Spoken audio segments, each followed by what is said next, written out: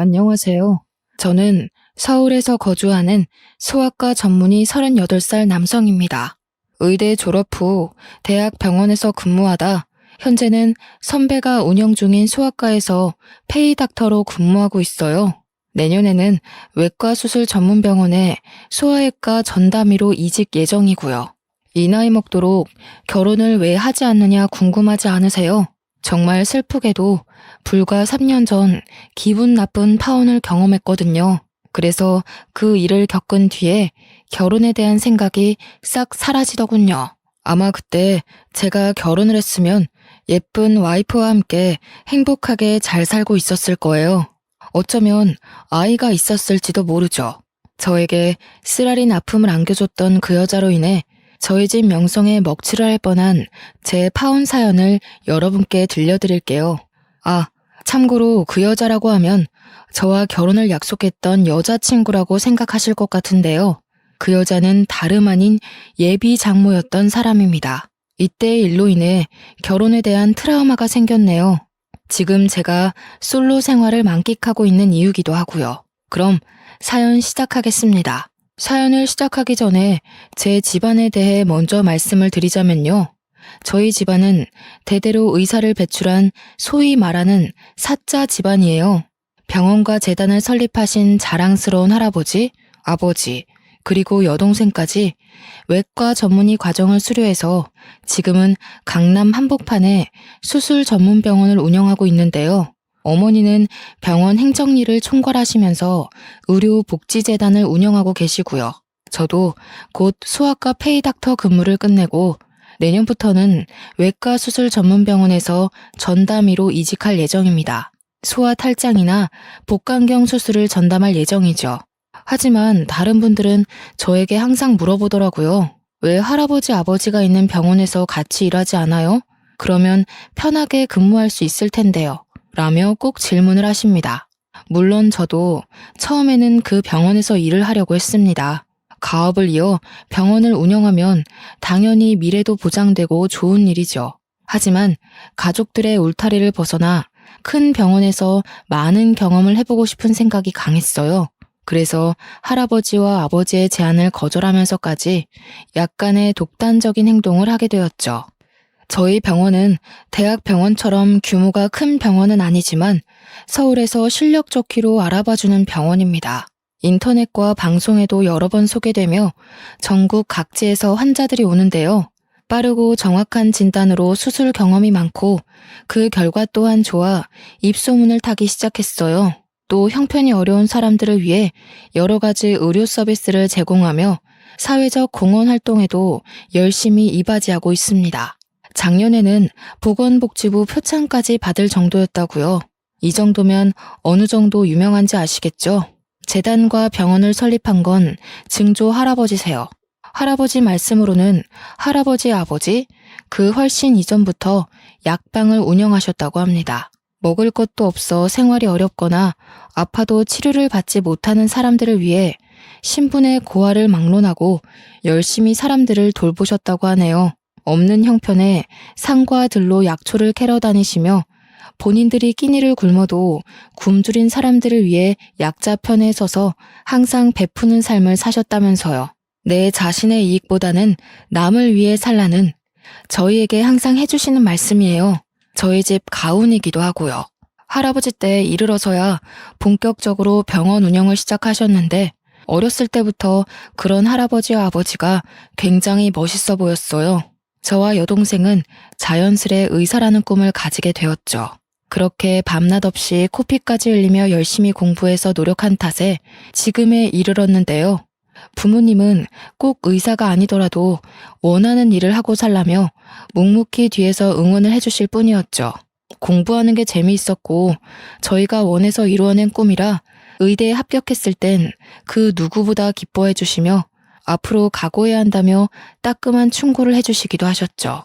사람을 살리는 일이다 보니 지금까지 해왔던 공부와는 차원이 다를 거라면서요. 하루에 2시간 이상을 잡은 적이 없고 정말 그 누구보다 더 열심히 했습니다. 요즘에는 동창 모임을 하다 보면 주변에 결혼해서 초등학생 자녀를 둔 친구들이 대부분이더라고요. 조금 일찍 결혼한 친구들은 자녀가 중학생인 사람도 있고요. 나이도 곧 40을 바라보는 나이라 동창회에 가면 아직까지 결혼도 안 하고 뭐 하냐는 말을 매번 들었는데 요즘에는 그나마 듣지 않고 살고 있어요. 친구들이 제 눈치를 보고 있기 때문이었죠.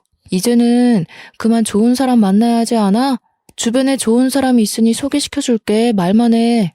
라며 저에게 말을 해주곤 하지만 솔직히 그때 악몽이 되풀이 될까봐 겁이 납니다. 섣불리 아무나 만나지도 못하겠거든요. 사실은요, 저는 불과 3년 전에 가슴 아픈 파혼을 경험했습니다. 남들처럼 평범하게 사랑해서 연애하고 결혼하고 행복하게 살고 싶었죠. 하지만 결혼은 남녀가 사랑한다고 해서 될 일이 아니더라고요. 헤어진 전 여자친구를 만나게 된 건 2년 정도 전이네요. 소아과를 개원한 선배를 3년 정도 도와주기로 해서 페이닥터로 근무를 시작한 지 얼마 되지 않았을 때였죠. 당시 선배가 운영하는 병원은 아파트 단지 상가에 위치해 있었는데요.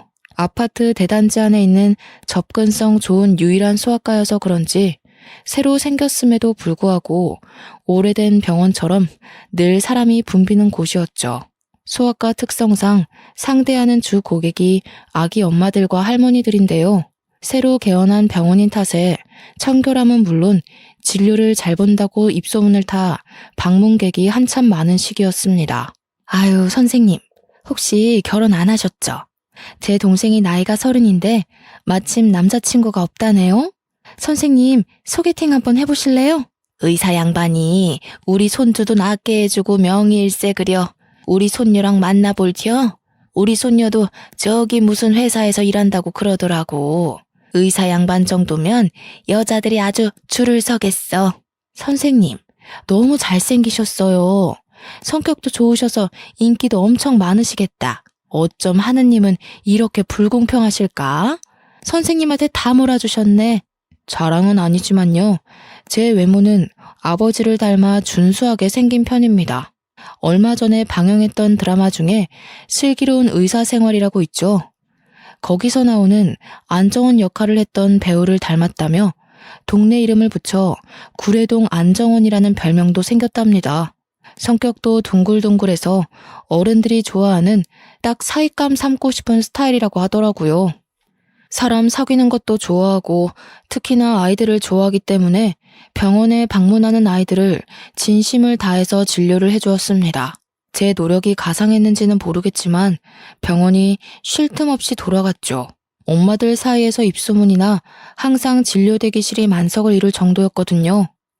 한 번은 개원한 지 얼마 되지 않아 처음 손녀를 데리고 오신 할머니가 계셨어요.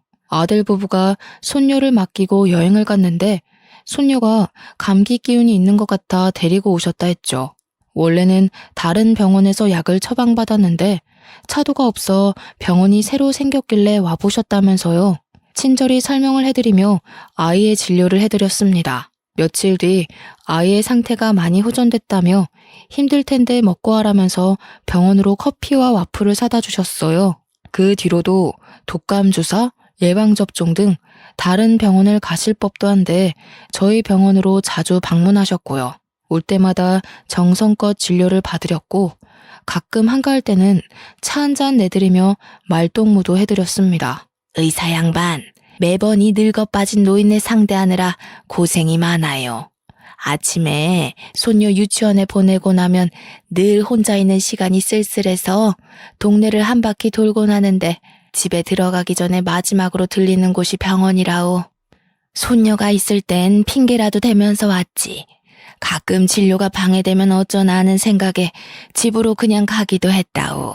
아니에요, 할머니. 제가 사람을 얼마나 좋아하는데요. 왜 그냥 가셨어요?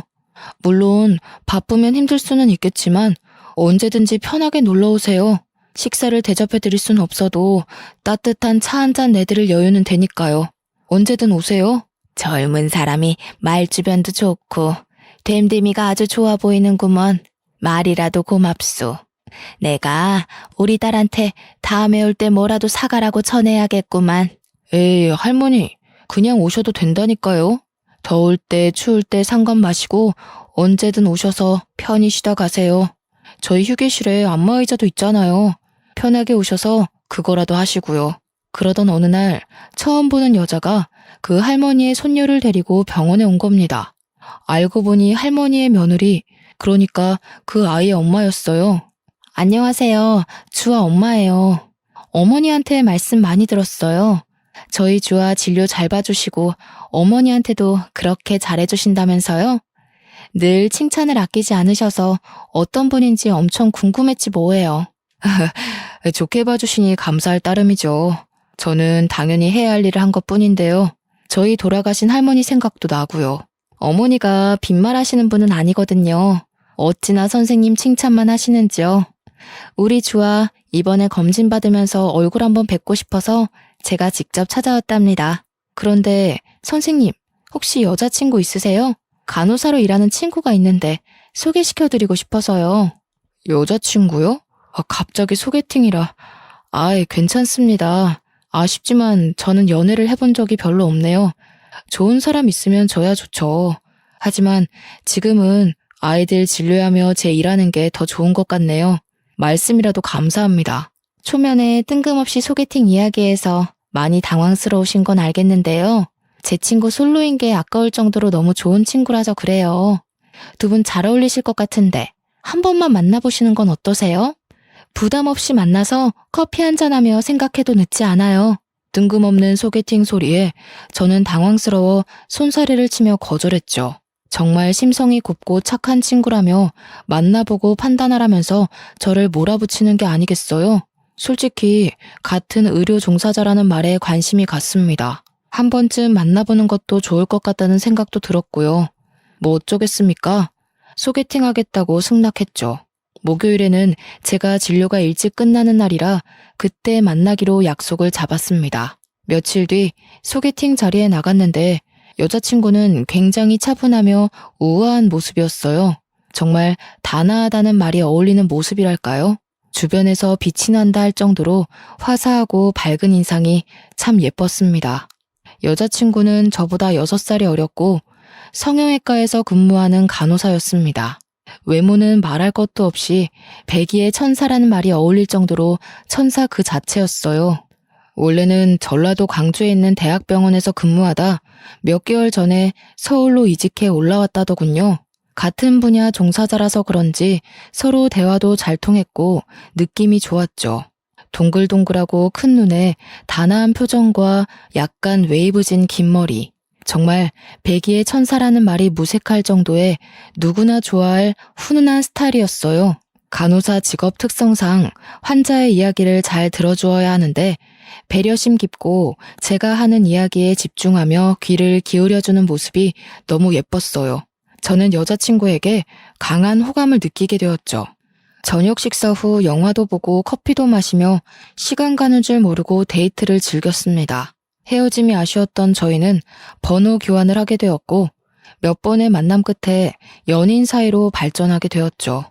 연애를 하는 동안 여자친구는 짠순이까지는 아니지만 소소하게 절약하는 습관을 가지고 있었습니다. 카페에 일회용 컵 대신 자신의 텀블러를 들고 다닌다던가 한두 정거장 정도는 걸어서 다닌다던가 300 조금 안 되는 자신의 월급을 알뜰하게 쪼개서 적금 생활비로 알뜰하게 나눠 썼었고요. 생활력이 강한 모습에 저는 한 번 더 반하게 되었죠. 1년 넘게 연애를 하다가 나이도 나이인지라 자연스레 결혼 이야기가 나왔습니다. 서로 간의 믿음도 확고했고 저 역시 여자친구면 결혼해서 행복하게 잘 살 수 있겠다 생각이 들었거든요. 제가 할아버지와 부모님께 결혼할 여자친구가 있다고 말씀을 드리니 어찌나 좋아하시던지요. 그렇게 여자친구 집에 먼저 인사를 가기로 했어요. 전에도 말했지? 나 어릴 때 아버지가 돌아가셔서 엄마 혼자서 우릴 키우셨어. 그래서 나도 일찍 돈을 벌고 싶었고 엄마도 안정적인 삶을 살길 바라셨지. 그래서 간호사라는 직업을 선택한 거야. 그럼 기억하고 있지. 누구나 다 사정은 가지고 있는 걸. 그게 자기의 흠은 아니잖아. 이제 듬직한 사위 보시고 우리가 행복하게 잘 사는 모습 보시면 더 좋아하실 거야. 너무 걱정하지 마. 사실 우리 엄마 혼자서 우리를 키우시다 보니 성격이 조금 유별나셔. 좋게 말하면 여걸이신데 자기가 기분이 나쁠 수도 있을 것 같아서 미리 말해두는 거야. 자식에 대한 보상 심리 같은 것도 있으시거든. 여자 혼자의 몸으로 자식을 둘이나 키우셨는데 그럴 만도 하시지. 아마 누구나 다 그럴 거야. 혹여나 진짜 그러면 내가 잘 말씀드리면 되지 뭐. 너무 걱정하지 말자. 여자친구 집은 여느 집처럼 평범했습니다. 작은 마당이 딸린 단독주택이었는데 고즈넉하니 아담하고 정겨운 분위기를 품고 있었어요. 예비 처가에 잘 보이려 고급 한우 세트와 100만 원 가까이 하는 차 세트도 준비했고요. 여자친구가 한 말도 있고 실수하면 안 된다는 생각 하나로 마음을 다잡고 집 안으로 들어섰죠. 심드렁한 표정의 예비 장모님과 밝은 표정의 예비 처제가 반갑게 맞아주었어요. 안녕하세요. 임지윤입니다. 하나와 결혼을 전제로 만나고 있어요. 미리 인사드리지 못해 죄송합니다. 이렇게 인사를 드리게 되었네요. 형부, 언니, 오느라 고생 많았어요. 식사는 아직 안 했죠? 그런 줄 알고 엄마랑 내가 열심히 준비해놨어요. 어서 들어와서 식사 먼저 해요. 듣기만 했지 생각보다 나이가 더 들어 보이네. 우리 하나랑 6살 차이라고 했던가? 띠동갑이라고 해도 믿겠어. 가만 보자. 좀 생긴 걸 보니 여럿 여자 좀 울려봤겠구만. 어머님, 제가 그래도 동안이라는 소리 좀 들어요. 하나가 누굴 닮아 미인인가 했는데 바로 어머님을 쏙 빼닮았네요. 어머니도 정말 미인이십니다. 사람들한테 하나 언니라고 해도 믿을 것 같은데요. 어떤 걸 사올지 한참 고민하다 제가 겨우 골라왔는데 마음에 드실지는 모르겠네요. 무겁게 뭐하러 이런 것까지 가져오세요. 그냥 오셔도 되는데요. 그리고 엄마는 처음부터 무슨 말을 그렇게 형부 난감하게. 일단 다들 같이 식사부터 하자고요. 언니도 얼른 형부 데리고 들어오고. 네, 제가 나이가 많은 건 사실입니다. 그런데 처음 만나는 자리인데 좀 너무한 거 아닌가요? 잔뜩 긴장해 있는 사람한테 무거운 짐까지 들고 있는데 앉으라는 말도 하지 않으시고 제 외모를 가지고 기분 나쁜 어투로 말씀하시는데 정말 기분이 상하더군요. 속상했습니다. 아무리 제가 귀한 딸을 데려가는 죄인된 입장이라지만 저런 취급을 받을 이유는 없잖아요. 당장이라도 자리를 박차고 나가고 싶었지만 그래도 여자친구를 보며 꾹 참았어요. 여자친구는 안절부절 못하고 있더라고요. 그래도 좋은 게 좋은 거라고 웃으며 좋은 인상을 남겨드리려 노력했죠. 소중한 딸이 결혼한다니 시집 보내기 아쉬운 마음에 노파심으로 그러겠거니 하고 좋게 생각하고 넘어갔죠. 밥도 먹고 커피를 마시며 앞으로 잘 지내보자고 화기애애한 분위기가 됐어요. 나중에 조카 생기면 제가 다 돌봐줄게요. 저 이래봬도 복수전공으로 유아교육 전공했거든요. 믿고 맡겨만 주세요. 너무 앞서갔다 얘. 아직 결혼도 안 했는데 무슨 조카야. 얘는 쓸데없는 소리를 하고 있어. 에이 하나야. 처제 밝고 씩씩하고 좋구만 뭘. 나중에 우리 아이 태어나고 봐준다면야 고마워서 절이라도 해야지. 요즘 그러기가 쉽질 않잖아. 기대할게 처제. 예비 처제가 성격이 밝고 활발한 탓에 분위기를 잘 이끌어내더라고요. 저희가 인사를 온 자리인데 굳이 어려워할 필요 있냐며 서로 편하게 하면 좋은 거 아니냐면서요. 그렇게 예비 처제는 전화를 받으러 나갔고 여자친구가 화장실에 간다고 잠시 자리를 비웠는데요. 예비 장모님의 표정이 확 바뀌더니 저에게 대뜸 말씀하시는 겁니다. 모아둔 재산은 좀 있어요? 집은 어디에 구할 생각이고? 부모님은 다 살아계시나? 뭐 하시는 분들이죠? 우리 하나랑 어떻게 만난 사이예요? 하나랑 결혼해서 먹고 살 만큼의 여유는 충분히 있습니다. 집은 직장 근처로 잡을 예정이고요. 부모님 모두 살아계시고 사업을 하고 계십니다. 하나 씨는 병원에 자주 오시는 손님이 소개시켜 주셔서 만나게 되었습니다. 우리 하나, 내가 혼자 어렵사리 키워서 간호사 만들어 놨어요. 애 아빠가 사고로 죽고 일도 안 해본 나 혼자 아둥바둥 그렇게 평생을 힘들게 살았거든요. 나도 솔직히 애미 된 입장에서 우리 하나가 너무 아까워요. 어디가 모자라서 나이 많은 남자를 데려와서 결혼한다고 그러는지. 어머님, 어떤 부분을 걱정하시는지 잘 압니다. 평생 고생하시면서 하나 뒷바라지 잘해주신 것도 알고요. 외모로 보나 직업으로 보나 우리 하나 어디 하나 빠지는 구석 없는 1등 신부감이죠. 앞으로 제가 하나 잘 챙겨주겠습니다. 너무 걱정하지 마세요. 애들 키우느라 정작 나는 나를 위해 살았던 적이 없어요. 결혼하면 집은 당연히 남자가 해와야 하는 거 알죠? 나는 2딸 양육하느라 노후 준비도 못했어요. 그래서 보태줄 수 있는 돈도 없고요. 어머님, 저 하나 데리고 호강시켜줄 능력 충분합니다. 그러니 저 믿으세요. 그리고 말씀 편하게 하세요. 그럼 그럴까? 어쨌거나 자네 결혼하면 나한테 용돈도 주고 해야 해. 젊고 예쁜 딸 데려가면 그 정도는 해줘야 하지 않나? 나도 자네 부모나 마찬가지인데. 이건 내가 준비한 혼수 예단 목록이야. 모를 것 같아서 미리 준비했네. 한 달에 200만 원 정도면 괜찮지 싶은데 자네 생각은 어떤가? 그 부분은 하나랑 상의해서 이야기하겠습니다. 결혼하면서 필요하신 게 있으시면 언제든 말씀해 주세요. 예비 장모님은 마치 미리 준비한 듯이 혼수와 예단 목록이 담긴 봉투를 건네주셨어요. 나중에 집에 와서 보니 차, 집, 밍크코트, 용돈 등 별의별 내용이 다 있었어요.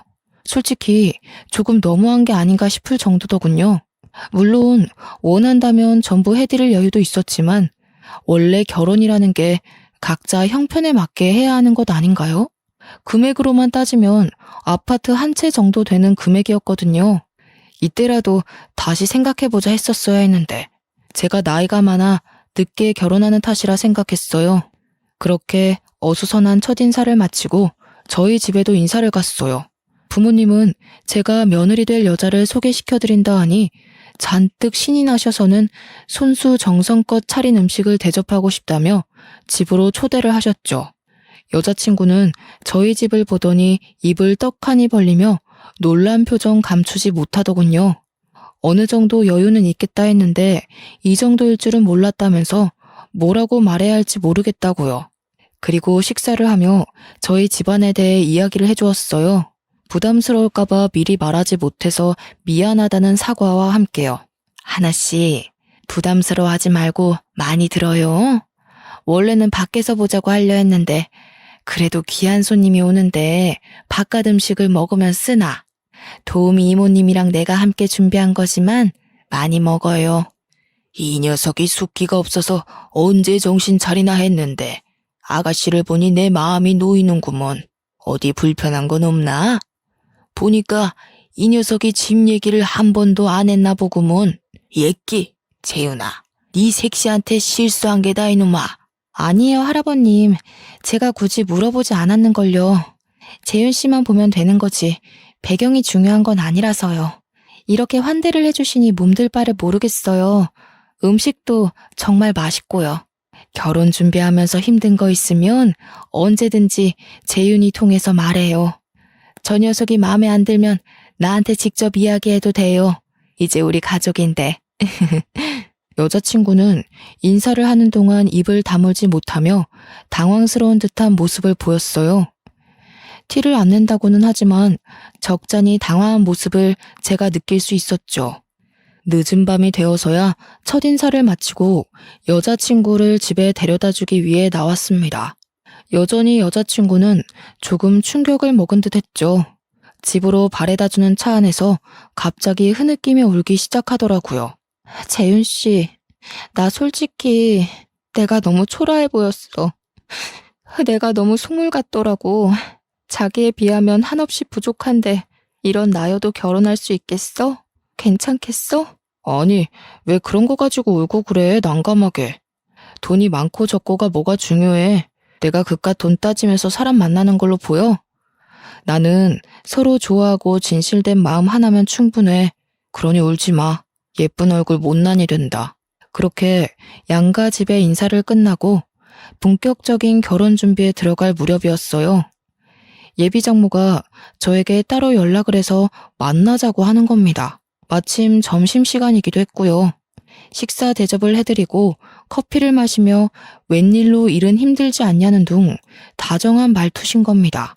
그러다 저에게 말을 안 했었다며 품위 유지비 명목으로 1억을 더 요구하는 게 아니겠어요? 건네준 혼수 예단 목록을 돈으로 환산하면 총 3억 정도 되는 금액입니다. 1억이 땅 파서 나오는 돈도 아니고 솔직히 듣자 하니 너무 짜증이 나더군요. 꾸민비, 생각해보니 내가 그런 걸 말을 안 했었네. 내가 말한 1억 정도만 따로 보태주었으면 하네. 가능하지?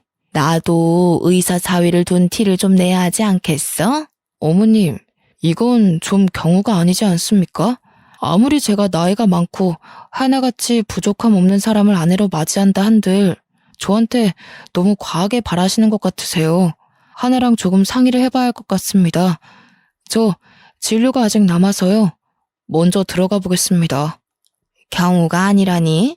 자네, 이 정도면 능력도 없으면서 우리 하나를 데려가려 했나? 솔직히 조금 실망이네. 아니면 나한테 주는 돈이 아까운 겐가? 사람 그렇게 야박하게 구는 거 아니야. 하나랑 상의해보고 말씀드릴게요. 제가 섣불리 어떻게 하겠다고 말씀은 못 드립니다. 너무하시다는 생각 안 드세요? 하나 통해서 연락 드릴 테니 그런 줄 아세요. 그날 퇴근 후 여자친구를 만나 예비 장모님에 대해 이야기했습니다. 하나야, 처음 인사 갔던 날 어머님이 나한테 예단 목록이라며 주신 것들이야. 그리고 오늘 점심시간에 날 찾아오셨더라고. 근데 꾸민비로 1억을 더 달라고 말씀하시는 거야. 물론 내가 해드릴 수 있어. 하지만 너랑 상의를 해봐야 할 것 같아서. 근데 하나 너는 이런 사실을 알고 있었어? 이게 다 뭐야? 정말 엄마가 이걸 줬다고? 이게 다 얼마야? 우리 엄마가 언제 이런 걸 다 모르고 있었나 보네. 물론 충분히 해드릴 순 있어. 그동안 힘들게 사셨고 하나밖에 없는 딸 시집 보내는데 이제는 좀 편하게 사셔야지.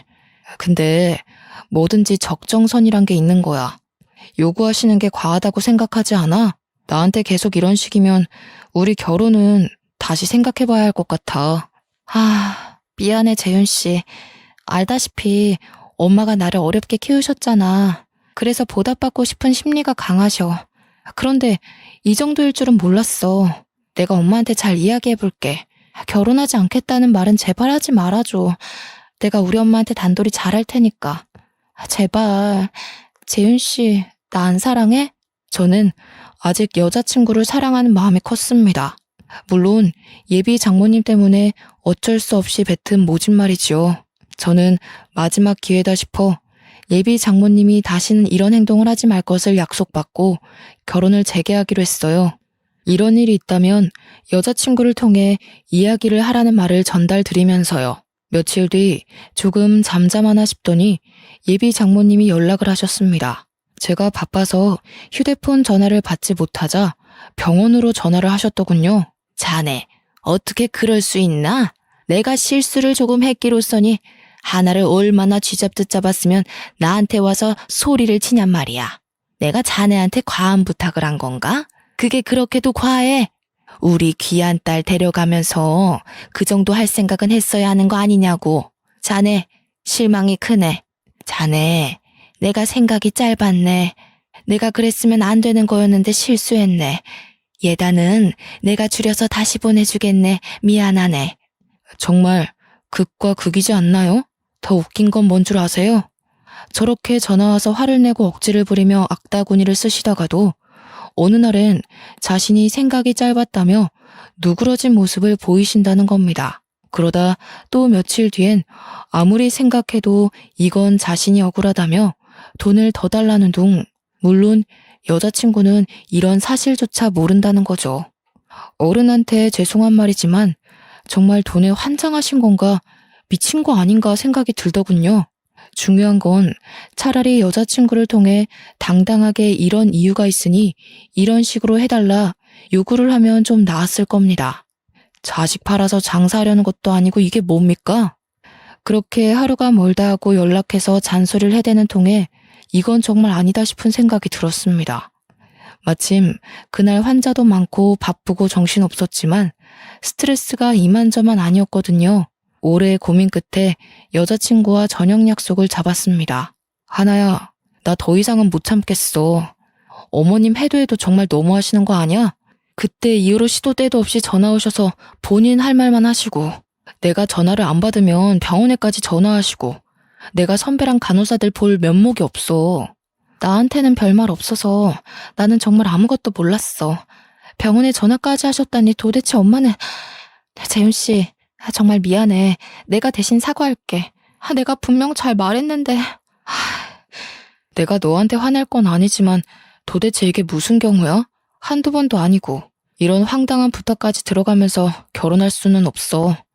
1억이 땅 파서 나오는 돈도 아니고 왜 그렇게 돈에 욕심을 내시는지 이해를 하려고 해봐도 납득이 안 가. 우리 이 결혼 진지하게 다시 생각해보자. 정말 미안해, 재윤 씨. 엄마한테 다시 확인해보고 이야기해볼게. 그렇게 2달 정도의 꽤 오랜 시간이 지났어요. 모처럼 휴일을 맞아 집에서 음악을 들으며 책을 읽고 있는데 여자친구에게 전화가 왔습니다. 힘도 없고 가라앉은 목소리로 할 말이 있으니 만나자 하더라고요. 저도 어느 정도 화가 누그러지고 대화가 필요한 시기인 것 같아 알겠다고 했죠. 오랜만에 본 여자친구는 많이 초췌하고 야윈 모습이었어요. 생기 있고 발랄하던 모습은 어디 가고 피곤에 찌든 모습과 얼굴에 그늘이 가득하더라고요. 재윤 씨, 그동안 잘 지냈어? 나 많이 초라하지. 예쁜 모습으로 기억돼야 하는데 그러질 못해서 미안해. 할 말이 있어서 보자고 했어. 그러면서 그동안 있었던 일을 모두 저에게 말해주었습니다. 2달 정도 되는 시간 동안 예비 장모님을 끊임없이 설득했다고요. 그런데 저한테 돈을 요구하는 게 씨알도 안 먹힐 것 같으니까 여자친구 몰래 결혼정보업체에 웃돈까지 건네가며 선자리를 알아보셨다는 거 아니겠어요?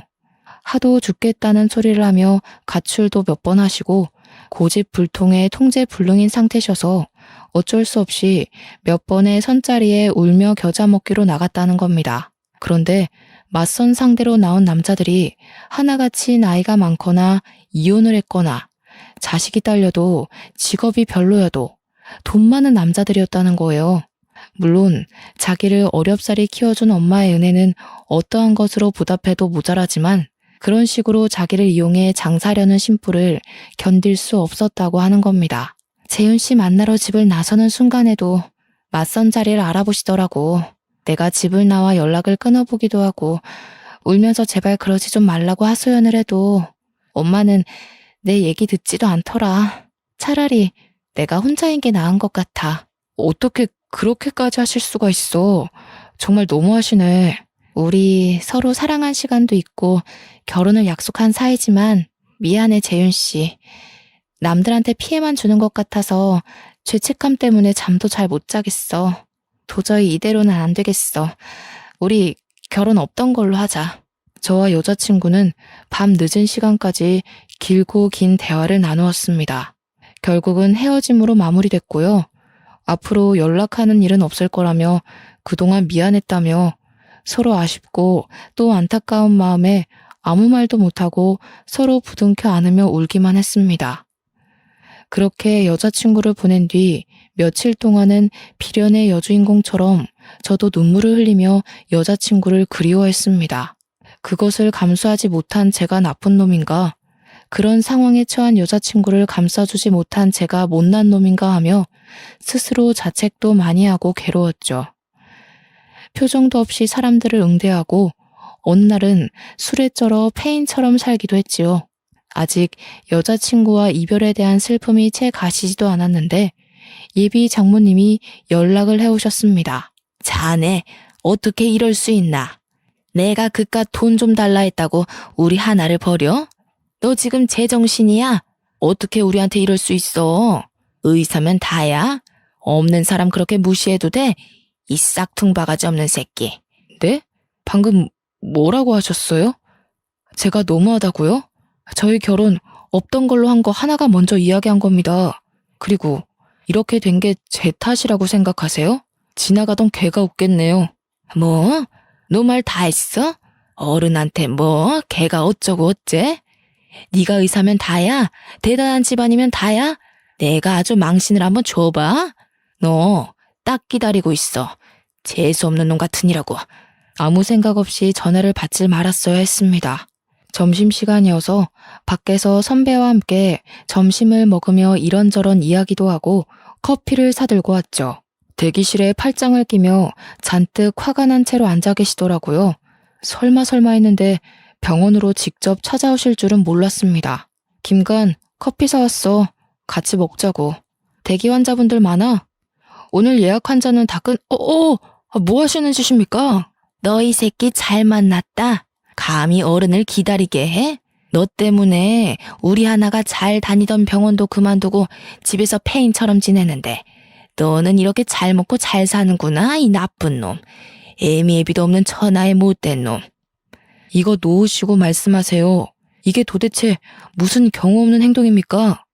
하나 보기 부끄럽지도 않으세요? 여기 병원입니다.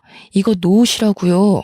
저를 보더니 그대로 달려들어 머리채를 잡으시는 겁니다. 저는 당황해서 대응도 못하고 왜 그러냐고 소리만 칠 뿐이었어요. 옆에 있던 선배와 간호사 선생님들이 어머니를 말리기 바빴고요. 들고 있던 커피도 놓쳐 바닥에 쏟아졌고 손님들도 있던 터라 병원은 순식간에 아수라장이 됐습니다. 간호사들이 붙어서 예비 장모를 겨우 떼어놓으니 분에 못 이겼는지 의자며 소품이며 손에 집히는 건 다 집어던지면서 난동을 피우시더라고요. 도대체 왜 이러시는 겁니까? 제가 말씀드렸죠. 저희 헤어진 거 제 탓 아니라고요. 저희 결혼 준비하는 동안에 맞선 자리까지 알아보셨던데 제가 모를 거라 생각했어요. 그리고 3억, 1억이 네 집 개 이름입니까? 곱게 키운 내 딸 데려가라면 그 정도는 당연한 거 아니야? 내가 내 딸 키워서 좋은 곳에 시집 보내겠다는데 그게 뭔 상관이야? 너만 아니었어도 우리 딸 더 좋은 곳에 시집 가고 나도 딸 덕 보면서 잘 살 수 있었어. 네가 다 망쳐놓은 거야. 이 괘씸한 자식. 뭐라고요? 저기요. 초면인데 방금 내 아들한테 뭐라 했어요? 3억은 또 무슨 얘기고. 보아하니 하나 엄마 되는 사람 같은데 당신 이러는 거 하나가 알아요? 그리고 너 이 사람한테 맞았니? 당신은 또 누군데 와서 시비야? 갈 길 가시지. 별시답지 않은 것까지 들러붙어서 잡치고 있어. 당신은 상관없으면 꺼져. 나 재윤이 애미 되는 사람입니다. 근처에 볼 일이 있어서 왔다가 들렀는데 지금 당신 내 아들 쳤어요? 병원 꼴이 이게 다 뭐야? 당신 미쳤어? 정말 총체적 난국이었습니다. 예비 장모였던 사람이 병원으로 찾아와 난동을 부리며 기물파손해 머리채 잡힌 아들을 본 저희 엄마. 주변의 시선 따위는 신경 쓸 겨를도 없었죠. 엄마와 예비 장모 사이에 고성이 오가니 안 되겠다 싶었는지 병원 진료를 급하게 마감했습니다. 한두 명의 손님이 있었지만 그 상황을 보고 누가 진료를 보겠습니까? 그날은 더 이상 영업을 할 수가 없었어요. 두 분 다 그만하세요. 서로 할 만큼 하셨어요. 그리고 어머님, 저 하나랑 파혼한 마당에 여기까지 와서 이러시면 곤란하죠. 저도 더 봐드리진 못하겠네요. 병원 기물 파손하신 거, 저 때리신 거 배상해 주셔야겠어요. 여기가 네 병원이라도 돼? 배상? 까짓것 해봐. 나 돈 없어, 배째. 그러게 누가 우리 딸 뻥 차버리래? 그렇게 잘난 여자가 어딨다고 애초에 넘보지도 못할 놈이 말야. 뭐 이런 막무가내인 사람이 다 있어. 재윤아, 너 괜히 힘쓸 것 없다. 너 이런 소리 들으라고 내가 그 공부시켜서 의사 만든 거 아니다. 김 변호사한테 전화해서 내가 알아서 처리할 테니 너는 가만히 있어. 아니, 당신은 아까부터 자꾸 왜 참견질이야? 돈이 그렇게 많아? 당신 그 잘난 아들이 우리 하나 버려서 우리 딸은 폐인되어 가고 있는데 나도 피해 보상 좀 받아야겠는걸? 말 다 했어요? 피해 보상? 그래요. 한번 해봐요. 우리 집안 무시하는 것도 정도 것이지. 당신 내가 고소할 거야. 우리 재윤이를 무시하는 건 우리 집안을 무시하는 거나 마찬가지야. 얼마나 잘난 집안이길래 그렇게 당당하지? 당신 아들 내가 의사생활 못하게 아주 사회에서 매장시켜버리려니까. 결국 저는 예비 장모를 폭행죄, 업무방해죄로 고소했습니다. 물론 기물 파손에 대한 피해 보상금 청구까지요. 합의할 생각은 전혀 없었습니다.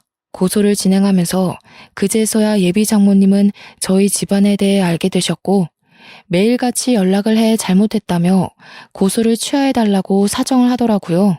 고소를 진행하고 재판을 앞둔 어느 날 부모님이 계신 집으로 여자친구와 예비 장모가 찾아왔습니다. 눈물 콧물을 다 짜내며 고소를 취하해달라고 사정하더라고요. 어머니, 재윤 씨, 정말 죄송합니다. 제가 엄마를 말렸어야 했는데 그러질 못했어요. 어떻게든 변상을 할 테니 고소만은 취하해주세요. 정말 죄송합니다. 제가 정신이 어떻게 됐던 모양입니다. 돈에 눈이 멀어 미쳤었나 봐요. 선처해주시면 쥐 죽은 듯이 조용히 살겠습니다. 병원 기물 파손한 부분에 대해서는 어떻게든 변상하겠습니다. 제 딸아이를 봐서라도 한 번만 용서해주세요. 아무리 돈에 눈이 멀어도 그렇죠. 귀한 자식 팔아서 장사하려는 짓, 그거 진짜 못할 짓입니다. 없으면 없는 대로, 있으면 베풀며 살아야 되는 거 아니에요? 저희 돈 같은 거 하나도 안 따집니다. 하나 마음 씀씀이 그거 하나 봤어요. 대개 따님 어딜 가도 부족함이 없어요. 근데 그걸 망친 건 그쪽입니다. 그 돈은 제가 어떻게든 마련해서 드릴 테니 저를 봐서라도 한 번만 용서해 주세요. 제가 이렇게 빌게요. 어머니, 고소 취하 부탁드립니다. 날 팔아서 장사를 한다뇨? 네네, 그건 말도 안 됩니다. 앞으로 그런 일 없이 착하게 살 테니 제발 고소만은 취하해 주세요. 이렇게 부탁드립니다. 앞으로 그렇게 살지 마세요. 자식 가지고 장사하지 말란 말이에요. 그렇게 살지 않겠다는 조건으로 고소 취하해 드릴 겁니다. 하나 얼굴 봐서 100번 1000번 참고 이야기하는 거고요. 이제 그만 돌아가세요. 하나야, 너도 할 만큼 했으니 어머니 모시고 집으로 돌아가렴. 내가 따로 연락하마. 정말 감사합니다, 어머니. 뭐라고 드릴 말씀이 없네요. 이 은혜 평생 잊지 않겠습니다. 정말 죄송하고 감사합니다. 잘못을 한 건 예비 장모님인데 왜 여자친구가 사죄를 해야 하는지 이해가 가질 않았어요. 그런 모습을 보며 저와 엄마는 마음이 아플 뿐이었죠. 사정을 하는 여자친구의 모습을 본 엄마와 저는 마음이 약해졌습니다.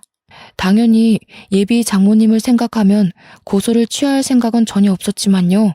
하지만 그냥은 넘어갈 수 없었기에 3천만 원의 합의금을 받고 고소를 취하해 주었습니다. 그 돈은 선배의 병원을 수리하고 망가진 장비를 구입하는 데 사용했고요. 엄마는 그런 못된 인간은 정신을 차리게 해주어야 한다며 아쉬워하셨어요. 한바탕 소란이 일고 전해 들은 소식으로는 여자친구가 다른 지역으로 이사를 갔다더라고요. 어디로 갔는지는 저도 모르겠습니다. 저는 선배의 병원을 그만두고 강남에 있는 아버지가 운영하시는 병원으로 이직했습니다. 선배한테는 병원에 근무하면서 신세 많이 지고 간다고 말을 건넸고요. 이직한 뒤에는 외과 전문 병원이라 그런지 수술도 많고 끼니를 제때 챙겨 먹지 못할 만큼 바쁜 나날을 보내고 있어요. 부모님께 병원 운영에 관한 것도 배우고 있고요. 할아버지가 늘 말씀하시던 것처럼 제 자신보다는 남을 위해 살아가는 인생을 살고 싶어요. 지금 이 글을 쓰는 이 순간에도 여자친구가 생각나지만 가슴 깊이 묻어두려 합니다. 독신으로 사는 것도 나쁘지는 않을 것 같아요. 시간이 약이라는 말이 있죠. 1년 정도가 지났을 무렵에서야 일에 취해 사니 이별의 아픔이 조금은 나아지더군요. 이별의 상처가 전부 아문 것은 아니지만 지금은 잘 살고 있겠거니 할 뿐이었죠. 깊은 사랑을 했던 터라 일부러 기억 속에서 지우려 해도 생각이 안 나진 않더라고요. 그런 가슴 아픈 이별을 겪은 뒤 저는 결혼에 대한 생각이 싹 사라졌습니다. 주위에서는 더 늦기 전에 해야 되는 것 아니냐며 좋은 사람을 소개시켜 주겠다고 난립니다. 부모님도 한 살이라도 젊을 때 다시 생각해보라며 할아버지한테 증손주 안겨드릴 생각 없느냐고 가끔 한 소리 하시고요. 저는 아마 남은 인생을 독신으로 살아가지 않을까 싶네요. 혹시 저처럼 이런 가슴 시린 일을 겪으신 분이 계신가요? 그렇다면 저의 사연을 읽고 조금이라도 공감과 위로가 되셨으면 좋겠습니다. 이별을 한다는 건 정말 슬프고 가슴이 미어지는 일이지만 겨울이 지나고 봄이 오듯이 언젠간 우리가 갖고 있는 상처도 아물 겁니다. 저의 긴 사연을 들어주셔서 감사합니다.